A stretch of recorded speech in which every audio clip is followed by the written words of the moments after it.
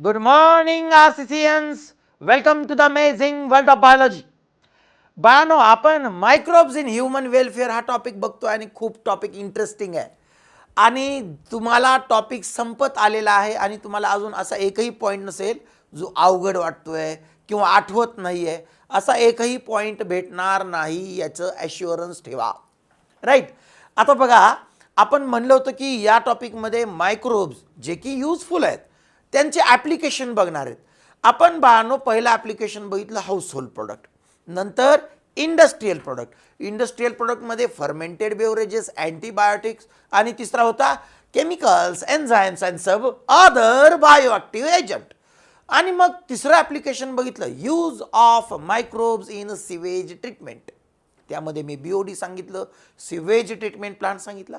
त्यानंतर बाळांनो आपण फोर्थ ॲप्लिकेशन बघितलं use of microbes in biogas production. Right ना. आता हे बायोगॅस प्रोडक्शनमध्ये तुम्हाला पूर्ण बायोगॅस टँक काय असतो, बायोगॅस तयार कसं होतं शिकवलं बाळांनो. आणि आज आपण पाचवं आणि शेवटचं ॲप्लिकेशन बघणार आहोत. आता बघा, ॲक्च्युली NCERTनं 6 ॲप्लिकेशन दिलेले आहेत, 6वं पण ॲप्लिकेशन आहे. पण मी काय करतो बाळांनो, इन जनरल 5वं आणि 6वं ॲप्लिकेशन एकत्र गृहीत धरतो. का बरं सर असं का?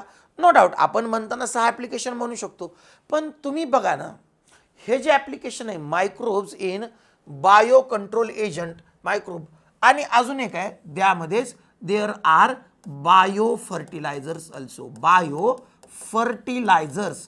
आता तुम्ही म्हणाल सर हे दोन्ही शब्द आम्हाला माहीत नाहीत, आणि ते माहीत नाहीत म्हणून तर मी तर तुम्हाला शिकवायला आलोय. राईट ना. आता बघा, या शब्दांना विसरून जा. लेट अस फॉरगेट ऑल दिस टर्मिनॉलॉजीज. आता तुम्ही काय करा, एक तर शब्द माहिती आहे ना तुम्हाला, फार्मिंग. अरे हा वर्ड तर माहीत आहे की नाही तुम्हाला, फार्मिंग? यस सर, आम्हाला हा वर्ड माहीत आहे. Suppose if you consider the farming, तुम्ही कुठल्याही फार्मिंगला कन्सिडर केलं, शेती करणारे जे माणसं आहेत तुम्ही त्यांना विचारलं की बाबा शेतकऱ्याला विचारलं तर महत्त्वाचं काय असतं शेतीमध्ये, तर तो म्हणेल 2 गोष्टी महत्त्वाच्या असतात. पहिला आहे फर्टिलायझर. काय म्हणलं बाळांनो? फर्टिलायझर. लक्ष दे नाही का. What is fertiliser sir? तर फर्टिलायझरचा अर्थ आहे खत. आणि दुसरा एक असतं बाळांनो महत्त्वाचं, पेस्ट. पेस्ट म्हणजे एखादा इन्सेक्ट किंवा disease causing agent. Disease causing एजंटला आपण म्हणणार आहोत पेस्ट. ठीक आहे ना बेटा. आता लक्ष देऊन ऐका, एजंट म्हणजे ऑर्गॅनिझम बरं का. काय की कुठल्याही फार्मिंगमध्ये फर्टिलायझर आणि पेस्ट हे दोघं महत्त्वाचे असतात. ठीक आहे. आता तुम्हाला सर फर्टिलायझर म्हणजे काय? फर्टिलायझरचा अर्थ बाळांनो काय आहे तुम्हाला मराठीतून सर सांगायचं राहिलं तर खत म्हणायचं. सर खत काय आहे? तुम्ही शेतामध्ये यावर्षी सोयाबीन लावलं, ऊस लावला. आता हे न्यूट्रियंट्स ते सोयाबीननं ऊसाने घेतले, तुम्ही सोयाबीन विकलं, ऊस कारखान्याला नेला, हे न्यूट्रियंट्स त्याच्याबरोबर गेले ना. हे न्यूट्रियंट्स भरून काढावे लागतील. हे न्यूट्रियंट्स म्हणजे इनऑर्गॅनिक सबस्टन्स असतं. म्हणजे फर्टिलायझर काय आहे? Fertilizer is any substance. Any substance. Substance असतो कधी कधी एखादा ऑर्गॅनिझम सुद्धा असू शकतो. Any substance or organism which enrich. Enrich म्हणजे वाढवणे. The nutrient. Enrich the nutrients in soil. सॉइलमध्ये न्यूट्रियंट्स वाढवणारा एखादा सबस्टन्स किंवा ऑर्गॅनिझम. तुम्हाला सर ऑर्गॅनिझम पण न्यूट्रियंट वाढवतो का? वाढवतो. बघा, तुम्ही याच्या अगोदर ऐकलं असेल काही नायट्रोजन फिक्स करणारे बॅक्टेरिया असतात. आता मला सांगा, बॅक्टेरिया ऑर्गॅनिझम आहे का? आहे.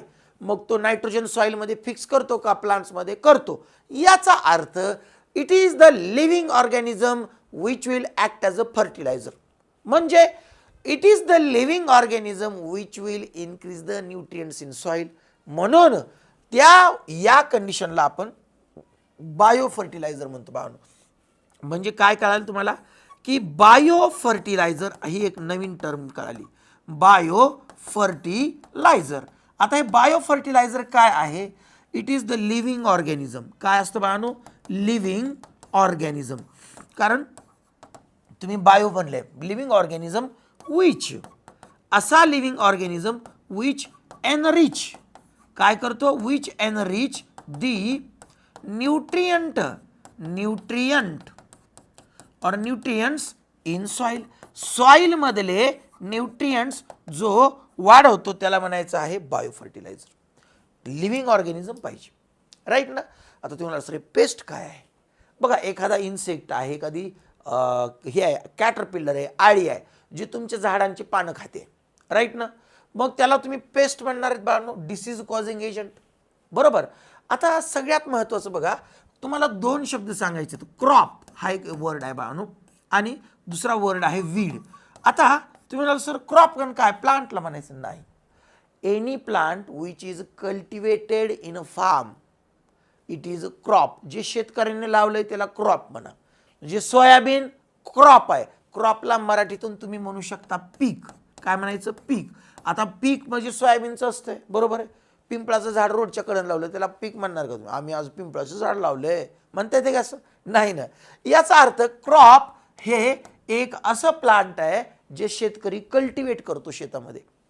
मग म्हणाल सर वीड काय, वीडला मराठीतून तण म्हणायचं, शेतातच आलेलं पण आपल्याला गरज नसलेलं. याचा अर्थ आहे it is non crop plant. Non crop plant in farm किंवा फील्ड, शेतीमध्ये असलेलं असं प्लांट जे क्रॉप नाहीये, ठीक आहे ना, त्याला तुम्ही काय म्हणाल बाळांनो, नॉन क्रॉप प्लांट. ठीक आहे, ओके. सो इथपर्यंत काही प्रॉब्लेम बघा, अजून मी या कन्सेप्ट्सकडे आलेलो नाही. आता पुढची महत्त्वाची गोष्ट बघा, लक्ष देऊ नाही का बाळांनो, पुढची महत्त्वाची गोष्ट काय आहे, इथपर्यंत काय आलं, ओके. चला हे पेज लिहिलं. चला आता तुम्ही या दोन्ही टर्म्स बघा, या दोन्ही टर्म्स फर्टिलायझर्स आणि बायो कंट्रोल एजंट ह्या दोन्ही शेतीमध्ये येतात, म्हणून जनरली मी 5व्या ॲप्लिकेशन म्हणतो. NCERTनं 6वं वेगळं दिलं आहे. आता तुम्हाला महत्त्वाची गोष्ट काय की फार्मिंग जे आहे ना, फार्मिंग इंडस्ट्री, कुठली इंडस्ट्री, फार्मिंग इंडस्ट्री. तुम्ही म्हणाल सर इंडस्ट्री असते का फार्मिंगची, इंडस्ट्री आहेच पण आपण फार्मिंग फक्त वर्ड वापरू बाळांनो. If you consider farming, he farming दोन पद्धतीची आहे असं NCERT म्हणतो. कुठल्या दोन पद्धतीची सर, एक आहे कॉन्व्हेन्शनल फार्मिंग. आता हे काय नवीनच, कॉन्व्हेन्शनलचा अर्थ आहे खूप कॉमन असलेली, जे की खूप कॉमनली यूज केली जाते. मला सांगा आपल्या इथं कॉन्व्हेन्शनल फार्मिंग कुठली आहे सर, आपल्या इथं कॉन्व्हेन्शनल फार्मिंग आहे केमिकल फार्मिंग. कुठली, केमिकल, म्हणजे अशामध्ये जिथं बाय युजिंग केमिकल्स, आता तुम्ही म्हणाल सर केमिकल म्हणजे काय, अरे दादा by using chemical fertilisers, and by using chemical pesticides. आता पेस्टिसाइड काय बरं, पेस्टिसाइड, साइड म्हणजे किल करायचं आणि पेस्टला किल करणारं केमिकल पेस्टिसाइड. कॉन्व्हेन्शनल फार्मिंग कोणाला म्हणायचं, ज्याच्यामध्ये तुम्ही केमिकल पेस्टिसाइड वापरता, ज्याच्यामध्ये केमिकल फर्टिलायझर, ते सुफला व उज्ज्वला ऐकलं असेल ना तुम्ही, NPK असतं, त्यामध्ये डायरेक्ट न्यूट्रियंट्स असतात, ते केमिकल्स असतात, बरोबर. मग तुम्ही म्हणाल सर दुसरी फार्मिंग कुठली दुसरी फार्मिंग जी आहे ना बाळांनो, तिचं नाव आहे ऑर्गॅनिक फार्मिंग. कुठली आहे, ऑर्गॅनिक फार्मिंग. आता तुम्ही म्हणाल सर हे ऑर्गॅनिक फार्मिंग काय गोंधळ आहे, लक्ष देऊ नाही का. ऑर्गॅनिक फार्मिंग कोणाला म्हणायचं, जैव किंवा तुम्ही त्याला म्हणू शकता जैविक शेती. सांगा बरं NCERTने काय म्हणलंय, organic farming it is the farming in which there is a use of bio fertilizer. तुम्ही म्हणाल सर बायो फर्टिलायझर काय, आता सांगितलंय मी, आता डबल सांगत नसतो. यूज ऑफ बायो फर्टिलायझर, ठीक आहे ना. बायो फर्टिलायझरचा वापर केला की त्या फार्मिंगला ऑर्गॅनिक फार्मिंग म्हणायचं. तुम्ही म्हणाल फक्त बायो फर्टिलायझर, आणि समजा उद्या बायो फर्टिलायझर आणि केमिकल पेस्टिसाइड वापरलं तर चालतं का, नाही. म्हणून तुम्हाला एक गोष्ट ऍड करावं लागेल, सोबत तुम्हाला काय वापरावं लागेल, बायो फर्टिलायझर बरोबर बायो कंट्रोल एजंट. आता तुम्ही म्हणाल सर हा काय गोंधळ आहे, बायो कंट्रोल एजंट. बघा तुम्ही पेस्टिसाइड वापरता सर, बरोबर आहे, पेस्टिसाइड काय केमिकल आहे, हे केमिकल आपण शेतात फवारलं की पेस्ट मरून जातं, म्हणजे पेस्टिसाइड किल दी पेस्ट. मग हे बायो कंट्रोल एजंट काय बरं सर, बायो कंट्रोल एजंटचा अर्थ काय आहे, it is any living organism. Bio control एजंटचा अर्थ सांगायला लागलो, विच किल दी पेस्टला किल करतं and control pest population, controls pest population असं कुठलंही पोल्युशन नाही, पेस्ट पॉप्युलेशन, ठीक आहे ना, असा कुठलाही ऑर्गॅनिझम जो लिव्हिंग ऑर्गॅनिझम आहे आणि जो पेस्टला किल करून त्यांचं पॉप्युलेशन कंट्रोल ठेवतो, याला म्हणायचं बायो कंट्रोल एजंट. म्हणजे तुमच्याकडे तुमच्या शेतामध्ये कुठला तरी इन्सेक्ट आहे, मग तुम्ही काय केला, दुसरा एक असा ऑर्गॅनिझम टाका जो तुम्ही काय कराल, तो जो त्या पेस्टच्या इन्सेक्टला किल करेल, ठीक आहे ना. आता बेसिक टर्मिनॉलॉजी कळाल्या तुम्हाला की फार्मिंगमध्ये ऑर्गॅनिक फार्मिंग काय आणि कॉन्व्हेन्शनल, या सगळ्या टर्मिनॉलॉजीज NCERTनं दिलेल्या आहेत. आता पुढच्या पेजवर जाऊया बाळांनो. काय आहे बघा, आपण पहिलं ॲप्लिकेशन सुरू करूया. म्हणजे कुठलं application sir? So use of microbe as bio control agents, ठीक आहे ना. बायो कंट्रोल एजंट म्हणजे काय सर? आताच सांगितलं, use of living organism for killing the pest insect so as to control their population. चला इथं अजून एकदा लिहूया आपण. काय लिहायचं सांगा सर? मी सांगतो, हां सांग. Use of living organism ORG म्हणजे ऑर्गॅनिझम, कशासाठी? So as to kill the pest population, अरे हो की नाही? यस, पेस्ट पॉप्युलेशन किल करण्यासाठी and control their so as to kill the pest population. इथपर्यंत कळलं? ओके. आता सगळ्यात महत्त्वाचं तुमचा प्रश्न हा असेल, सर या टॉपिकमध्ये आपण बघणार आहेत की मायक्रोबचा वापर करायचा आणि बायो कंट्रोल एजंट म्हणून त्यांचा वापर करायचा. पण कधीही बघा, आपण चांगले आहोत हे सांगत असताना इतर कसे वाईट आहेत हे सांगतात भरपूर जण. आपण ते हेच करणार आहेत की बायो कंट्रोल एजंट वापरून पेस्टचं पॉप्युलेशन कंट्रोल करणं हे चांगलं कसं? मग आपल्याला सांगावं लागेल की केमिकल पेस्टिसाइड वापरणं वाईट कसं. म्हणजे पहिल्यांदा आपण बघणार आहोत बाळांनो, why we should not use chemical pesticide. मग पहिला पार्ट काय बाळांनो? वाय नॉट टू यूज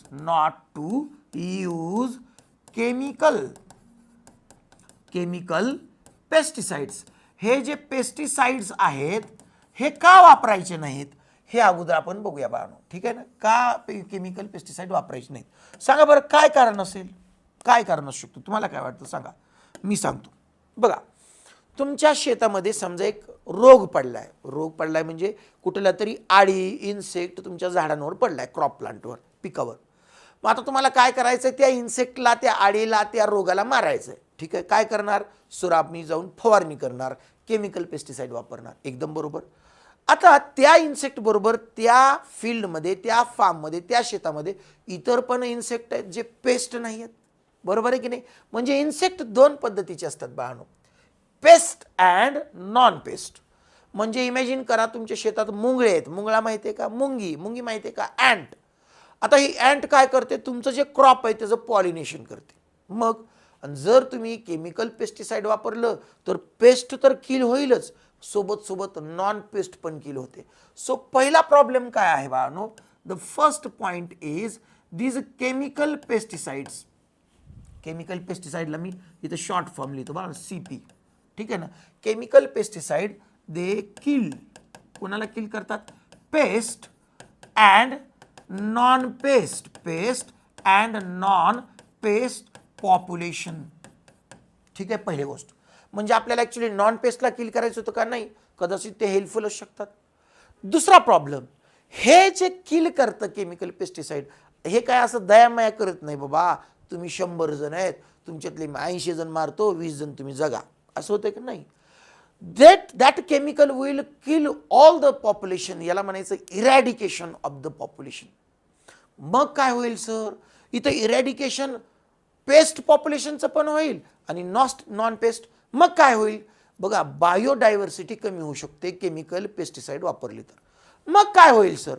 एक नियम लक्षात ठेवा, ज्या पण शेतामध्ये, ज्या पण नेचरच्या पार्टमध्ये बायोडायव्हर्सिटी जास्त, तिथं इल्डिंग कॅपॅसिटी, त्या शेताचं उत्पन्न जास्त. कसं मी थोड्या वेळाने सांगणार आहे, पण आता एक वाक्य इथं लिहितो. काय? Due to use of chemical pesticides eradicate, काय करतात बाळांनो, लक्ष देऊ नाही का, they eradicate the complete population पुन्हा आणि पेस्ट आणि नॉन पेस्ट दोघांचं, अँड डिक्रीजेस बायोडायव्हर्सिटी. आता तुम्ही म्हणाल सर हे बायोडायव्हर्सिटीचा अर्थ काय? बायोडायव्हर्सिटीचा अर्थ आहे व्हरायटी ऑफ ऑर्गॅनिझम. बघा जेवढे वेगवेगळे ऑर्गॅनिझम तुमच्या शेतात असतील त्याच्यानं तुमच्या प्लांटला फायदा होणार आहे. कसं मी सांगणार आहे, काळजी करू नका. बरं, आता अजून तिसरा एक महत्त्वाचा पॉईंट ज्याच्यामुळे तुम्ही CP ला यूज करू शकत नाही केमिकल पेस्टिसाइडला. काय? केमिकल पेस्टिसाइड पॉइझनस आहेत का? आहेत. मग हे केमिकल पेस्टिसाइड तुम्ही प्लांटवर टाकले, प्लांट त्याला ॲब्सॉर्ब करू शकतात, किंवा सॉईलवर पडले, सॉईलमधून ते ॲब्सॉर्ब करतील. बरं ठीक आहे. मग ह्या प्लांटला आपण खाल्लं किंवा एखाद्या ॲनिमलनं खाल्लं, त्या ॲनिमलला दुसऱ्याने खाल्लं, याचा अर्थ chemical pesticide can enter into food chain and those are actually toxic substances. म्हणून तिसरा प्रॉब्लेम काय? Chemical pesticide enters in food chain. ते काय करतात? फूड चेनमध्ये एंटर करतात and actually they are toxic in nature. कसे आहेत? पॉइझनस आहेत. चालेल काय? आणि सगळ्यात महत्त्वाचं चौथा प्रॉब्लेम आहे भावनो. काय? बघा NCERTने एक वर्ड दिलाय, विडीसाइड. आता म्हणतो विडीसाइड काय? वीड म्हणजे non crop plant in farm. शेतामध्ये असं झाड उगवलं जे तुमचं पीक नाही, उदाहरणार्थ गवत, त्याला मराठीतून तण म्हणायचं. हे तण फवारतं बघा, आपल्याला माहीत असेल शेतकऱ्यांना. हे फवारताना शेतीच्या मातीमध्ये सगळं विडीसाइड मॅक्झिमम एंटर होतं आणि मग हे याला म्हणायचं सॉईल पोल्युशन. तुम्ही सर सॉईल पोल्युशन होईल काय? हे जे विडीसाइड आहे सॉईलमधून पावसाच्या पाण्याबरोबर हे नियर बाय वॉटर बॉडीजमध्ये जातं आणि तिथून आपल्याच बॉडीमध्ये जातं. म्हणजे some special weedicides are there. हे जे विडीसाइड्स आहेत ना बाळांनो, विडीसाइड्स कॉजेस सॉईल पोल्युशन. काय? Soil pollution. हे सॉईल पोल्युशन करतात. मग हे सॉईल पोल्युशन सुद्धा ॲनिमलसाठी किंवा इतर ऑर्गॅनिझमसाठी टॉक्झिक आहे. That's why we should not, it is better not to use chemical pesticides न वापरलेलं बरं रे बाबा. बघा आपण बायो कंट्रोल एजंट बघतोय ना, मग ते चांगले आहेत सांगण्या अगोदर हे वाईट कसं आहे सांगितलं. मग आता काय करू, चला बायो कंट्रोल एजंट चांगले कसे आहेत ते सांगूया. हा पार्ट लिहिला का? चलो व्हेरी गुड. पुढच्या पेजवर जाऊ. लिहिलं का रे? चलो व्हेरी गुड बेटा. आता पुढच्या पेजवर जाऊन काय करायचं? Why to use BCA. Sorry BCA काय डिग्री आहे का काय? नाही रे, बायो कंट्रोल एजंट. आता पुढचा पार्ट काय आहे बाळांनो? Then why to use bio control agents. हे जे बायो कंट्रोल एजंट आहेत हे का वापरायचे? सर तुम्ही आत्ता म्हणले केमिकल पेस्टिसाइड वापरायचे नाही, मग काहीतरी वापरावं लागेल. असं नाही, याचे बेनिफिट खूप सारे आहेत. म्हणजे कसं? पहिला बेनिफिट, तुम्ही काय केलं, तुम्ही एखादा पेस्ट रोग पडलाय तुमच्या शेतामध्ये, आता त्याला खाणारा एखादा इन्सेक्ट तिथं पाठवला किंवा असा मायक्रोब पाठवला, असा बॅक्टेरिया जो त्या पेस्टला किल करतो. म्हणजे काय? एक जो पेस्ट असेल ना तो प्रे म्हणून काम करतो. प्रेचा अर्थ आहे शिकार, आणि आपला बायो कंट्रोल एजंट जो आहे ना तो शिकारी म्हणून काम करतो. याचा अर्थ एक लक्षात घ्या तुम्ही. याचा अर्थ हा आहे बाळांनो, देयर इज अ इंटरॅक्शनचा अर्थ काय? रिलेशन. इंटरॅक्शन बिटवीन, आता हे ॲक्च्युली थोडासा ऑर्गॅनिझम अँड पॉप्युलेशनचा पार्ट आहे. Interaction between bio control agent and paste is predation. तुम्हाला सर प्रिडेशन काय आहे? ज्यांना माहित नाही त्यांच्यासाठी सोपं सांगतो. प्रिडेशनचा अर्थ आहे शिकार. शिकार करणे म्हणजे काय? हा जो प्रिडेटर आहे, प्रिडेटर हा ॲक्च्युली असतो आपला बायो कंट्रोल एजंट, म्हणजे शिकारी. आणि प्रे जो असतो आपला प्रे, या शिकार कोणाला करतो, तर या पेस्टला शिकार करतो. बोललेलं कळालं? म्हणजे प्रिडेटर आणि प्रे हे दोघांचं रिलेशन लक्षात आलं का? हा, म्हणजे मला समजून घ्या काय म्हणायचं आहे ते, की प्रिडेशन नावाचा एक इंटरॅक्शन असतं ऑर्गॅनिझम अँड पॉप्युलेशन टॉपिकमध्ये, बरोबर. म्हणजे बघा, एक टायगर घ्या, एक वाघ आणि एक हरण, ठीक आहे. वाघ शिकारी आहे, त्याला प्रिडेटर म्हणा, आणि हरण शिकार आहे, त्याला प्रे म्हणा, बरोबर आहे की नाही. इमॅजिन करा, तुम्ही तुमच्या शेतामध्ये हरण लय झाले, तुम्ही वाघ सोडला, काय करेल ते? हा वाघ झाड खाईल का? नाही, हरणाला खाईल. तसंच तुमच्याकडे जो पेस्ट आहे, या पेस्टनं तुमच्या क्रॉपला प्रॉब्लेम केलाय, तर तुम्ही असा त्या पेस्टला खाणारा प्रिडेटर सोडायचं तिथं. मी बोललेलं कळालं? म्हणजे तुम्हाला काय कळालं बाळांनो? तुम्हाला हे कळालं की ज्यावेळेस प्रिडेटर आणि प्रे म्हणजेच पेस्ट कंट्रोल एजंट जो आहे आपला, बायो पेस्ट कंट्रोल एजंट आणि पेस्ट, या दोघांमध्ये प्रिडेशनचं इंटरॅक्शन आहे, लक्षात ठेवा. तुम्हाला सर हे कसं, तुम्हाला लक्षात येईल हळूहळू, टेन्शन नका घेऊ. आता दुसरी महत्वाची गोष्ट, तुम्ही हा जो पेस्ट कंट्रोल एजंट आहे, पेस्ट कंट्रोल एजंट, बघा आता आपण हे तुम्हाला इन जनरल इन्फॉर्मेशन दिले, आपण हे बघूया why to use bio control agent. त्यामध्ये पहिलं कारण देतो बाळा तुम्हाला, why to use bio control agent मध्ये पहिलं रिझन काय आहे? Bio control agents they act, bio control agents kill only pest and do not kill non-pest insect. म्हणजे ते फक्त त्रास ज्या इन्सेक्टला देतात, जे इन्सेक्ट देतात त्यांना किल करतं. याचा अर्थ काय आहे? Biodiversity is maintained. अरे हो की नाही? एकदम बरोबर. आता मग तुम्ही म्हणाल सर बायोडायव्हर्सिटीचा फायदा काय? बघा, बायोडायव्हर्सिटी फार्दर्स हेल्थ असं एक बिलीफ आहे. असं म्हणतात की जेवढं जास्त बायोडायव्हर्सिटी तेवढी हेल्दी तुमची पार्ट ऑफ नेचर, तेवढं जास्त पोटेन्शियल इल्डिंग कॅपॅसिटी. तुम्हाला सर नाही कळालं, हळूहळू कळेल, काळजी करू नका. आता दुसरी महत्वाची गोष्ट काय आहे? There is a no eradication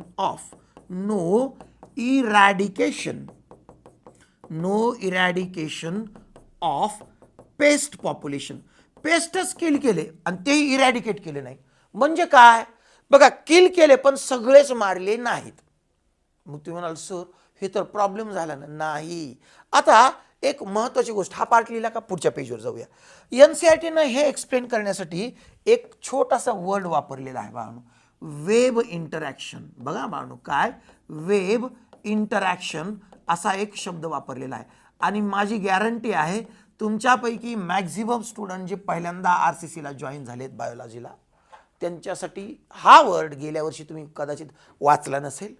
जरी वाचला असेल तरी हा वर्ड एक्झॅक्टली म्हणतो काय मी आता सांगणार आहे. बघा, इंटरॅक्शन नावाचा शब्द ऐकलाय तुम्ही ऑर्गॅनिझम पॉप्युलेशनमध्ये. ज्यांनी ऐकलं नसेल त्यांनी सोडून द्या. म्हणजे दोन ऑर्गॅनिझम आहेत, दोघं एकमेकांना मदत करतात, त्याला म्युच्युअलिझम म्हणायचं. एक मदत करतोय आणि दुसरा नुकसान करतोय, त्याला म्हणायचं पॅरासाइटिझम. आणि एक दुसऱ्याला किल करतोय, त्याला म्हणायचं प्रिडेशन. अरे हो की नाही? बरोबर. पण कधी कधी इंटरॅक्शन मध्ये दोन पेक्षा जास्त ऑर्गॅनिझम असतात, त्याला वेब इंटरॅक्शन म्हणायचं. वेन इंटरॅक्शन ही जी इंटरॅक्शन आहे, इंटरॅक्शन तुम्हाला सर इंटरॅक्शन म्हणजे काय? Relation. Interaction is taking place. It is taking place in more than two organisms. एक दोन पेक्षा जास्त, more than two organism. It is called as wave interaction. Sir कळालं नाही? बरं ठीक आहे, टेन्शन घेऊ नका. आता एक छोटंसं एक्झाम्पल घेऊ आपण. कुठलं एक्झाम्पल? आता मी काय केलं, तुमचं शेत आहे आणि तुम्ही शेतामध्ये एक क्रॉप प्लांट लावलं, क्रॉप ए किंवा प्लांट ए पण म्हणू शकता. आता हे जे क्रॉप आहे ना, याला पॉलिनेट करणारा एक इन्सेक्ट आहे. It is pollinated by insect A. ठीक आहे सर. हा इन्सेक्ट पॉलिनेट करतो. मला सांगा, मी तुम्हाला म्हणतो हा जो क्रॉप आहे, क्रॉपचं पॉलिनेशन झालं, इन्सेक्टला या क्रॉपमधला मध खायला मिळाला, नेक्टार, दोघांना फायदा झाला की नाही? याला म्हणायचं या दोघांमधलं जे इंटरॅक्शन आहे हे बेनिफिशियल आहे, म्हणजे याला म्हणायचं म्युच्युअलिझम. ठीक आहे सर, मान्य केलं. आता मी काय केलं, अजून एक क्रॉप घेतला बाळांनो, काय नाव? क्रॉप बी किंवा प्लांट बी, क्रॉप बी. आणि हा क्रॉप बी जो आहे it is pollinated, pollinated by what? Insect B. ठीक आहे सर, इन्सेक्ट बी याला पॉलिनेट करतो, काही प्रॉब्लेम नाही. इथं पण दोघांना म्युच्युअल बेनिफिट झालं. आता मी काय केलं, आता अजून एक केली गोष्ट, काय केलं, हा इन्सेक्ट ए जो आहे ना बाळांनो, insect A feeds on insect B. म्हणजे हा इन्सेक्ट ठीक आहे, हे तर खातो पण इन्सेक्टला पण खातोय, बीला, बरोबर. म्हणजे या दोघांमध्ये प्रिडेशन झालं, शिकार, म्हणजे हा प्रिडेटर झाला आणि हा प्रे. ठीक आहे. आता अजून एक, इन्सेक्ट बी जो आहे ना बाळांनो, insect B actually it feeds, काय करतो? Feeds on the leaves of, leaves पानं, लीव्ज ऑफ क्रॉप ए. याचा अर्थ इन्सेक्ट बी याची पानं खातो, म्हणजे काय? Insect B is the pest of crop A. अरे हो की नाही, क्रॉप एला त्रास द्यायला म्हणजे याचा पेस्ट आहे ना. आता समजून घ्या बाळांनो, काय याचा अर्थ, जर आता तुम्हाला प्रॉब्लेम काय, मला सर प्रॉब्लेम हा आहे की माझं झाड हे पीक लावलंय आणि या पिकाला त्रास हे इन्सेक्ट देते बघा. मग समजा तुम्ही पहिल्यांदा केमिकल पेस्टिसाइड वापरलं, काय होईल सर? इन्सेक्ट बी मरून जाईल, पण सोबत सोबत इन्सेक्ट ए पण मरेल. मग इन्सेक्ट ए मेला तर पॉलिनेशन होईल का सर? होत नाही, बरोबर. म्हणून केमिकल पेस्टिसाइड वापरायचा नाही. आता तुम्ही काय केलं बाळांनो, आता एक नवीन घेतला कार्यकर्ता, काय? त्याचं नाव आहे इन्सेक्ट सी. हा इन्सेक्ट सी, समजा इमॅजिन करा, insect C it feeds on insect B. Insect बीला तो किल करतो, बरोबर आहे, किंवा किल करतो. म्हणजे तुम्हाला काय कळालं? It is your bio control agent. मग काय झालं सर?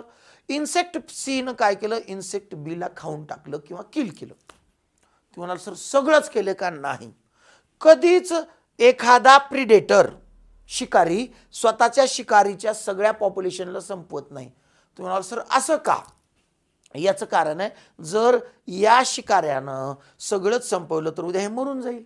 म्हणून लक्षात ठेवा, predator never eradicate the prey population और bio control agent never eradicate the pest population. वाक्य काय म्हणलं बाळांनो? Bio control agent never eradicate, इरॅडिकेटचा अर्थ समूळ नष्ट करणे, never eradicate the pest population.